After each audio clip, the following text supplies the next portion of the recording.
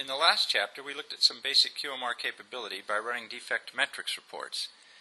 This chapter will use yield reporting to demonstrate QMR features like graphical Microsoft Excel exporting and customized drill-through report layouts.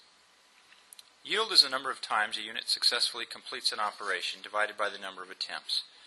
First pass yield in QMR counts only the very first attempt for a unit through a unique operation, while effective yield counts all attempts. So, QMR's first pass yield reporting allows us to track the percentage of times an operation done in VM succeeds on its first attempt. Let's go into the ad hoc first pass yield by month report definition screen to see this feature. Here we see the same basic user interface that we saw with defect reporting last chapter. Note that QMR yield reporting provides for filtering and grouping on something called test inspection type. This is a QMR cross-reference data element which allows you to flag a specific operation on a specific router as belonging to a certain class of test. Some examples as shown here might be unit test, first system test, 24-hour reliability test, etc. But you can set these to the kinds of test operations your manufacturing process uses. This allows your business to quickly focus on operations which are most indicative of your cost of quality. As an example, let's construct a report by selecting all of our test types and selecting our 3 Western sites and 6 months. And let's group by test inspection type, and then site, and then month, and run our report. The report shows all of our test types graphed together. So to allow us to focus on specific kinds of tests, let's use the create tabs function we saw in the last chapter, creating a separate tab for each test type. As we saw previously, within the tabs, the site now becomes the highest grouping element, thus forming this series. So each tab shows how these 3 sites are trending for that particular type of test over the last 6 months. QMR yield reports also have a defect Pareto chart, as we saw in Chapter 1. Something we didn't point out previously was that we can click within the defect Pareto chart to execute a drill-through report for any of the graphed elements.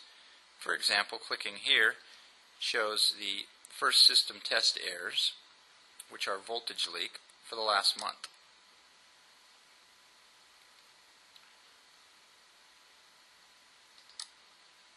We also have the tabular data area below, which separates the yield numbers according to our grouping, in this case site and month. Clicking within a cell shows the successful operations divided by the total operations, which make up the computed yield. A popular feature of QMR is the ability to export any tabular or graphic report to Microsoft Excel. We'll click the Excel link to show this feature.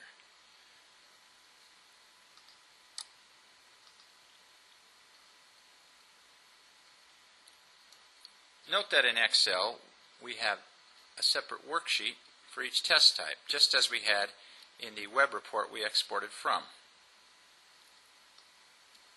We also have a worksheet showing our tabular data. Also note that QMR produces true Excel charts, not just pasted in image files. So we have at our disposal all the Excel graphical GUI. For example, we can change the chart type to a line chart, and etc.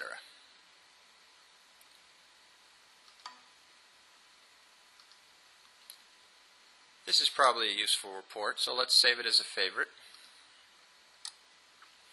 Let's call it 6-month FPY by site by test type.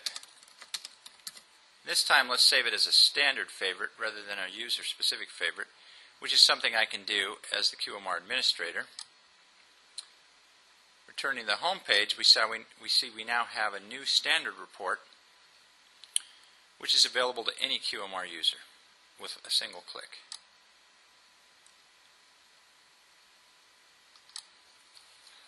As another example of yield reporting, let's run a more detailed report, one which a shop floor supervisor or local test manager might be interested in. Let's focus on his job area by selecting one site,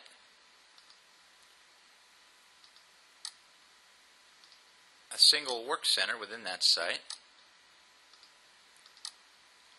unit tests only for the last 2 weeks. And let's group just by item. On this report, the manager can see how all the items within his area are faring on their unit tests done in the last 2 weeks. If we like, we can create a separate tab for each item, just as we did with the test types on our last report.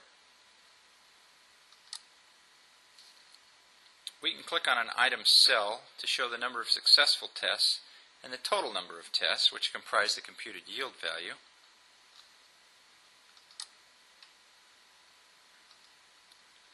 We can bring up the defect Pareto pop-up to quickly show that cell's defects.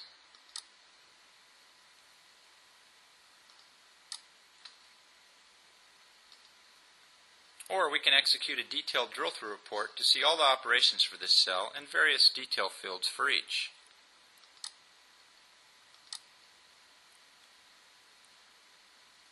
The detailed report then comes up, which shows the one successful test out of the 12 attempts for this cell. The fields shown here are just a few of the hundreds available to you with QMR's detail reporting. In order to customize the detailed drill-through report and include other fields we might want to see, we can click on the Customize My Screen Display link.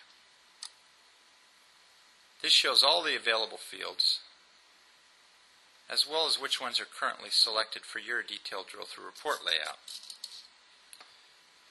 The standard QMR drag and drop control allows us to select and remove the fields we want to see and to set their order. For example, we can bring in the additional fields of comment and corrective action. We click Save to save our layout. The report is now re-executed with a new layout, including the comments and corrective action fields. The new layout is remembered by QMR for the next time the specific user, me, runs the yield detailed drill-through report, and this will be in effect until the next time I change my yield report layout. We've now looked at yield reporting, Excel export capability, and customization of detailed drill-through reports. The next chapter will show the most powerful aspect of QMR, the ability to build our own custom reporting dimensions or hierarchies, using as building blocks the dimensions which we've seen provided by Visiprise Manufacturing.